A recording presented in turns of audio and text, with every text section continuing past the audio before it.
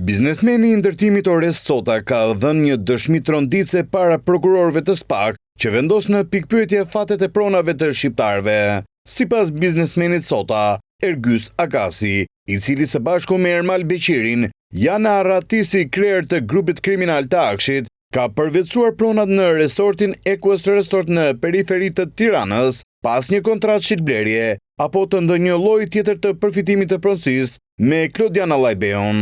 Babai i Orest Sotës, Lefter Sota, kishte lidhur më herët kontratë me Klodian Allajbeun për të ndërtuar vila në kompleksin Equus. Pagesat sipas Orest Sotës do të bëheshin me clearing dhe me vila që do të ndërtoheshin, sipas dëshmisë së tij, Agasit, me të cilin kishte miqësi, i kishte lënë një zyrë brenda Equus Resort, ambient ku më vonë do të zbuloheshin edhe shishe vere me vlerë prej mijëra eurosh. Por ajo që sipas dëshmisë së Sotës, të siguruar nga dhëna apikal, rezulton edhe më befasuese, është fakti se pronat e Equus Resort përfunduan në emër të Ergjys Agasit. Të gjitha këtë lëvizje janë bërë përmes Agjencisë Shtetërore të Kadastrës.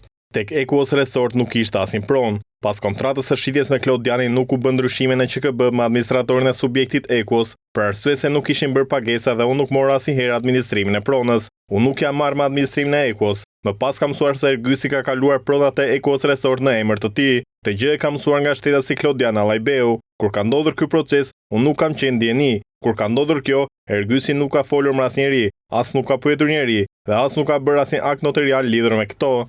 Pronat e regjistruara në emër të Agasit janë sekuestruar nga SPAK. Në sekuestro, ja vendosur edhe pasuritë të dyshuarve të tjerë, përfshirë ish-drejtoreshën e Akshit Mirlinda Kaçanaj, Agasi dhe Beqiri. Dyshohet se përmes një grupi të strukturuar, rrëmbenin dhe shantazhonin biznesmen për t'i detyruar që të tërhiqeshin nga tenderat.